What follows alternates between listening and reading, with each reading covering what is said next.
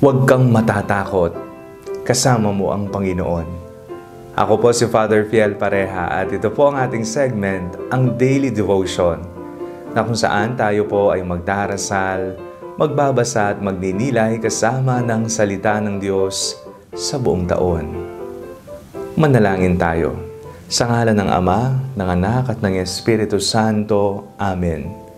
Halina, banal na Espiritu, liwanagan mo ang aming puso at isip nang maunawaan at maisabuhay namin ang iyong salita. Amen.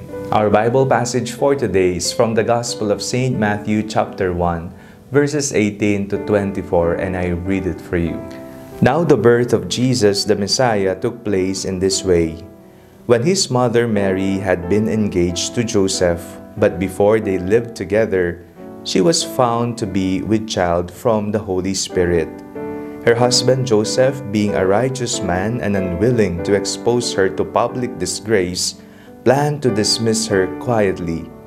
But just when he had resolved to do this, an angel of the Lord appeared to him in a dream and said, "Joseph, son of David, do not be afraid to take Mary as your wife, for the child conceived in her is from the Holy Spirit.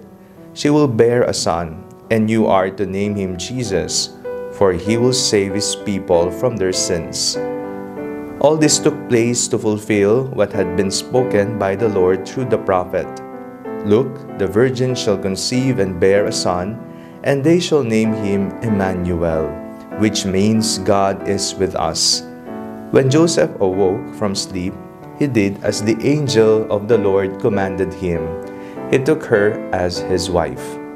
Huwag kang matakot. Maari mo itong sabihin sa sarili mo, sa mga punto ng buhay mo na hindi mo alam ang iyong gagawin at punong-puno ka ng takot sa iyong puso.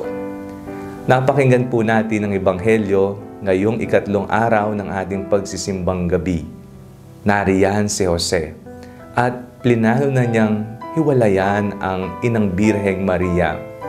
Ngunit nagpakita ang Anghel Gabriel sa kanya at sinabing huwag siyang matakot, sapagkat ang ipinaglilihi, ang dinadala ni Maria ay ang anak ng Diyos. Sa mga panahon na tayo takot na takot sa ating buhay, lagi nating tatandaan ang pangalan ng Panginoon, Emmanuel. Emmanuel na nangangahulugang kasama natin ng Diyos. Kung kasama natin ng Diyos, bakit pa tayo matatakot?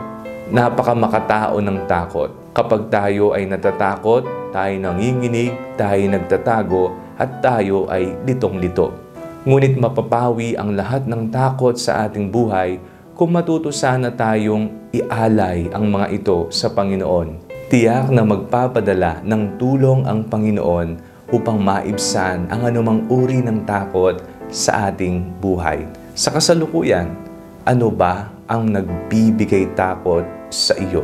Emmanuel ang pangalan ng Panginoon. Kasama mo ang Diyos. Manalangin tayo. Panginoong Jesucristo, sa mga panahon na ako'y takot na takot sa aking buhay, nawa paalalahanan niyo po ako na ikaw ay laging kasama ko. Amen. Sa ngalan ng Ama, ng Anak, at ng Espiritu Santo. Amen. Huwag po ninyong kalimutang i-like ang video ito, mag-comment po kayo and share it with your family and friends. Ang Panalangin Bago Matulog ay may sariling Facebook page na po.